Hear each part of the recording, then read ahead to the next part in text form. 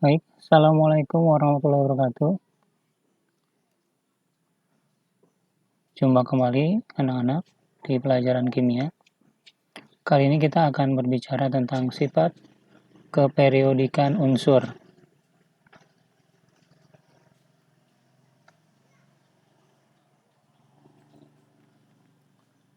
Baik, silakan perhatikan gambar di bawah ini.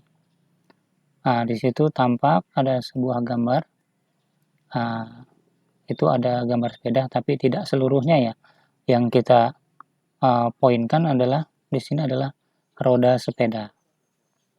Nah, jadi kalau kita copot sebuah roda, tampak di gambar yang kedua. Gambar yang kedua ini ya. Nah, apabila kita perhatikan gambar di samping, apa yang membedakan antara gambar roda yang satu dengan roda yang lain? Silahkan dicoba bandingkan. Iya, banyak yang berbeda ya. Misalnya kita ambil salah satunya warna. Nah, kalau misalnya kita berbicara warna, warnanya berbeda. Tapi di sini poinnya adalah yang kita maksud adalah jari-jarinya yang berbeda. Ya, dimana roda yang bagian atas lebih besar jari-jarinya dibanding roda yang bagian bawah. Tampak di gambarnya ya. Seperti itu.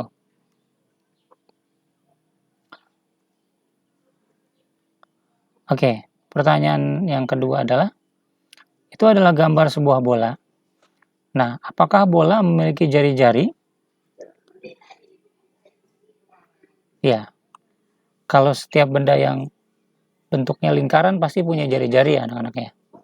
Lalu bagaimana dengan atom? Nah, atom juga kan, kalau menurut teorinya, dia punya lintasan yang membentuk lingkaran.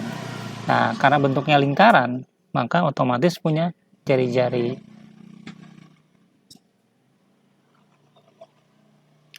Baik, tujuan pembelajaran kali ini adalah peserta didik dapat menjelaskan tentang jari-jari atom. Jadi kalian harus tahu ya tentang jari-jari atom ini. Yang kedua, peserta didik dapat menentukan kecenderungan jari-jari atom dalam satu golongan dan satu periode. Gitu ya. Yang ketiga, peserta didik dapat menentukan kecenderungan energi ionisasi dalam satu golongan dan satu periode. Yang keempat, setelah diskusi kelompok, peserta didik dapat menyajikan grafik hubungan antara nomor atom dengan jari-jari atom. Selanjutnya, setelah diskusi kelompok, peserta didik dapat menyajikan grafik hubungan antara nomor atom dengan energi ionisasi. Memang sebenarnya seharusnya ini yang namanya pembelajaran ini lebih enak kalau menggunakan metode diskusi. Namun karena kondisi PJJ sehingga mungkin ada hal-hal yang tidak bisa kita diskusikan secara berkelompok. Perhatikan anak-anak. Di sini ada sebuah atom ya. Jadi di sini ada sebuah atom.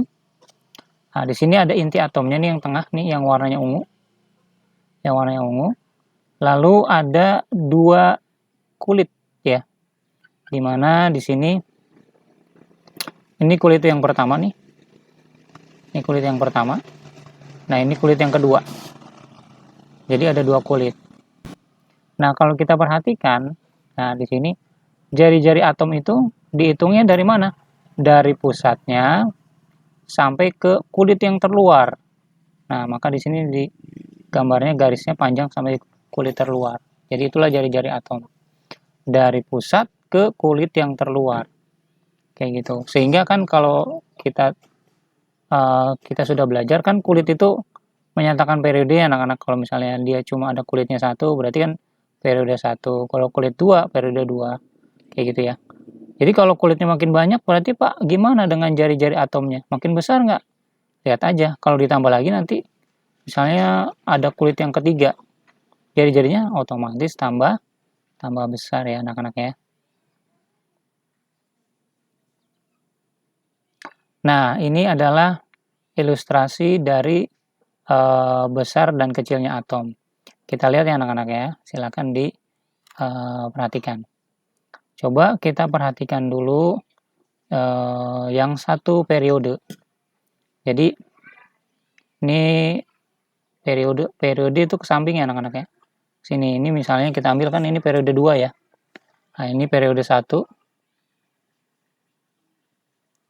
Nah, kita fokus ke periode 2 dulu yang di sini sudah terisi semua ya anak-anak ya.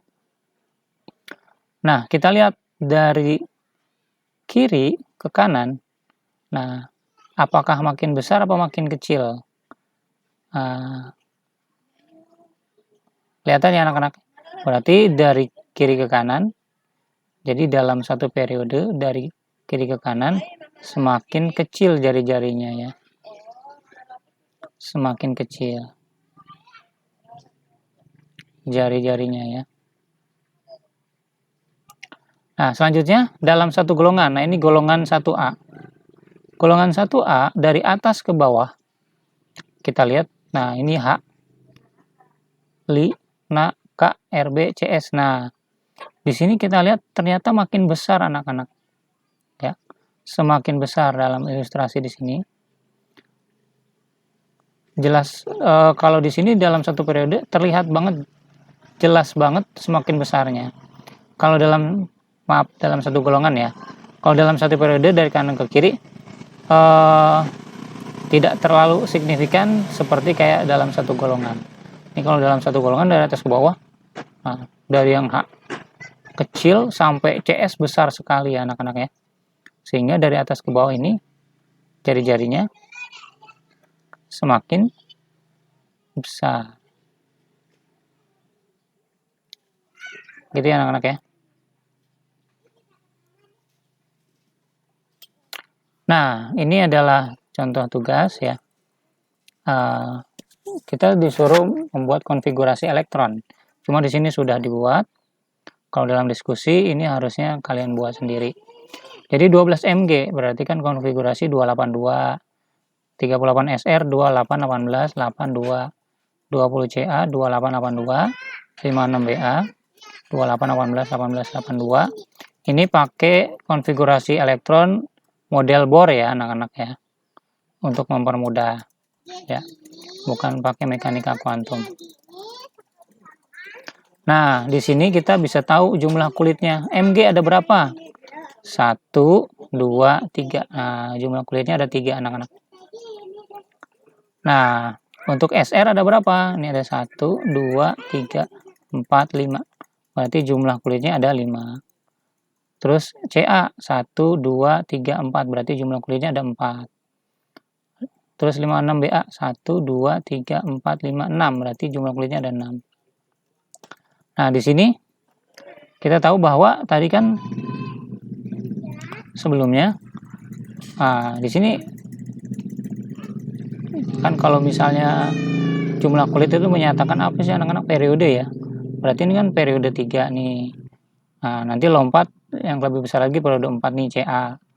Nanti ke SR baru ke BA.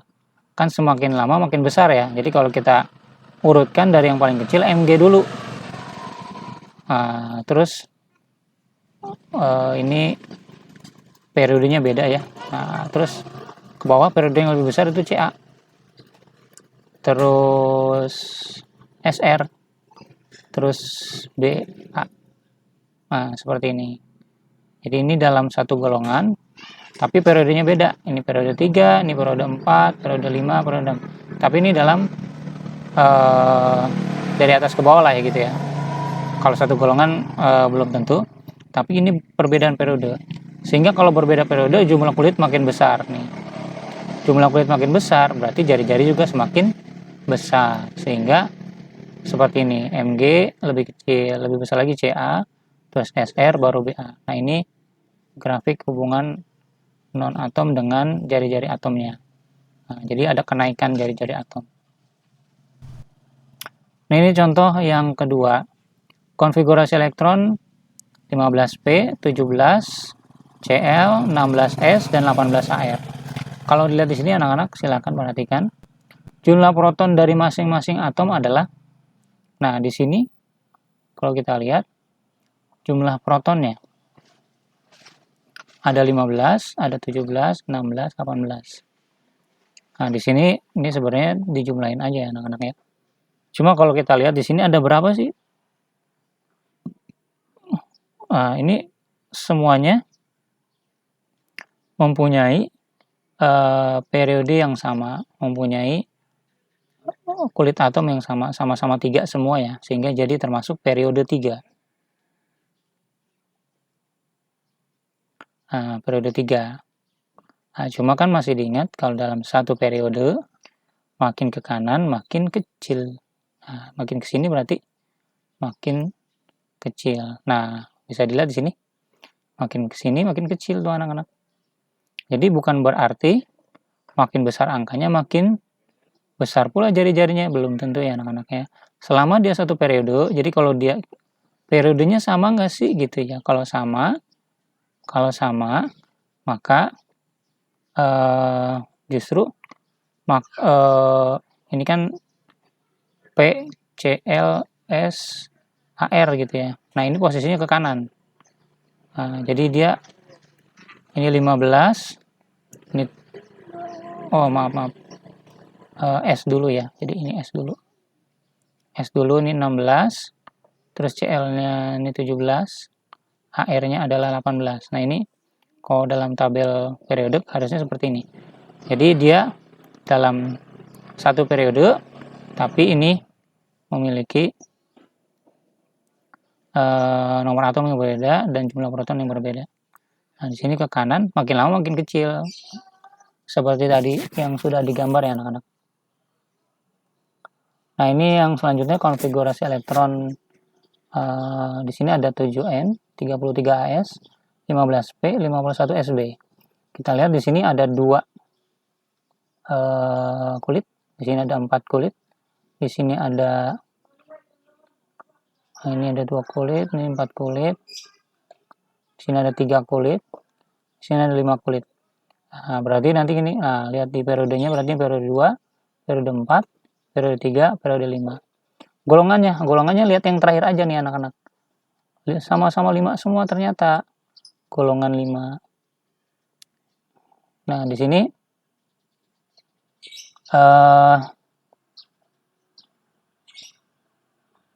nampaknya ada kesalahannya anak-anak ya. Jadi ini ini kan LI K NARB. Jadi ini beda lagi nih. Ya, jadi kalau yang ini NAS P sama SB. Nah, kalau ini LI K NARB. Jadi kalau misalnya tadi bawah bilang 5, harusnya kan golongan 5A ya, anak-anak. Cuma di sini ternyata ini LI. Ya, LI kan kita tahu sendiri kalau kita konfigurasi berapa? 2, 1. Nah, ini dia termasuk golongan 1. Nah, silakan konfigurasi masing-masing, ternyata belakangnya nanti 1 semua. Nah, nanti maka dia termasuk golongan 1A. Nah, golongan 1A ini sama golongannya kan? Nah, kalau sama satu golongannya makin ke kanan gitu ya. LI yang lebih besar lagi NA.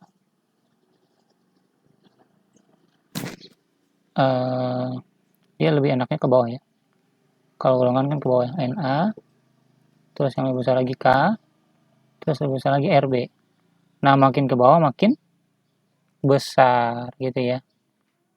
Ke bawah besar, ke kanan kecil gitu aja gampangnya. Seperti itu. Nah, di sini ternyata contohnya di sini pakai N lagi AS sampai sama SB. Gak apa-apa ya anak-anak ya. Nah, ini juga bisa kita ambil kesimpulan lagi nih.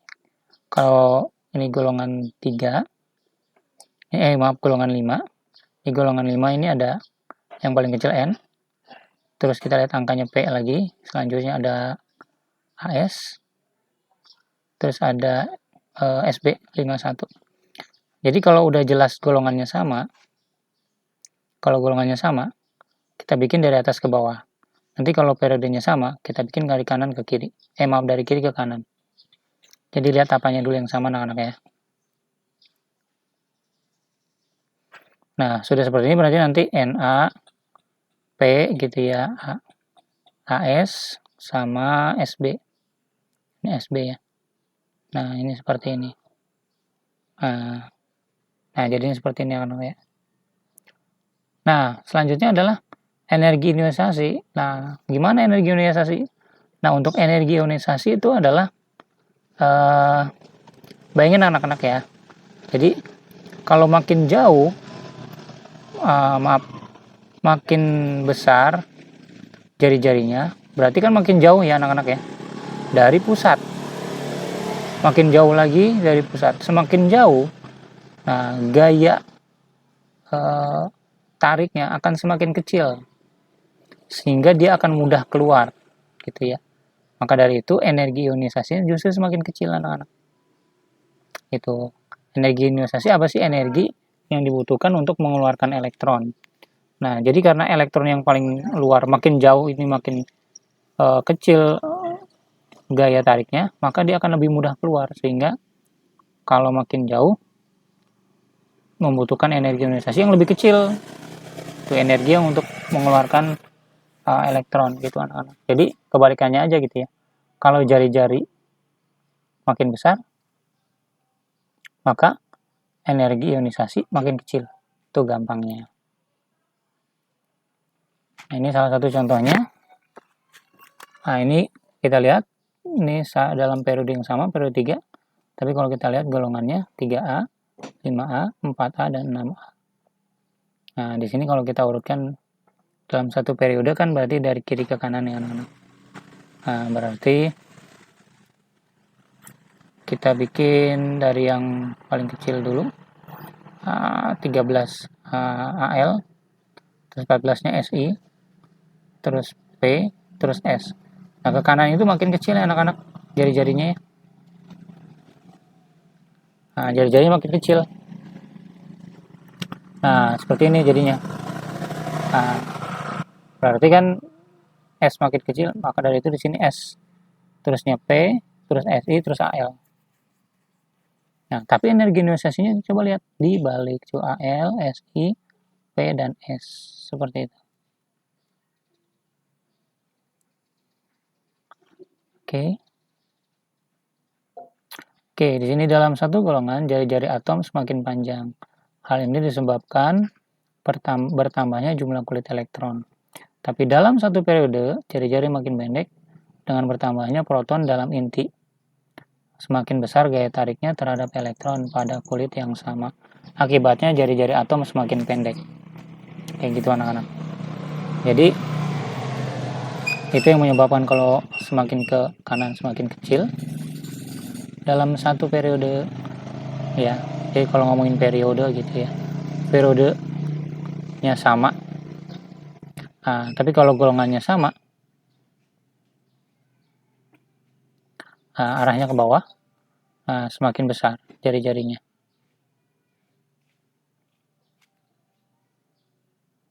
Seperti itu.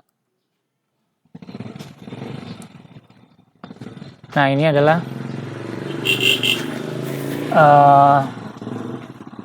penjelasannya yang lebih ringkas ya. Jadi dalam satu golongan jari-jarinya semakin panjang, tapi energi ionisasinya semakin kecil. Nah, kebalik ya.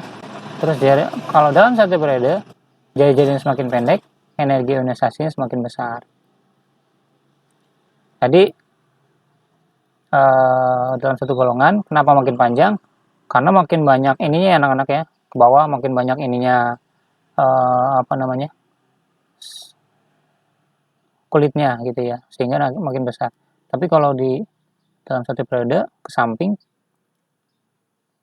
meskipun jadi jumlah protonnya makin banyak, di sini makin banyak, di sini makin banyak lagi, sehingga gaya tariknya semakin besar. Nah, kalau daya tarik makin besar, maka jari-jarinya juga makin kecil karena lebih ketarik ke dalam.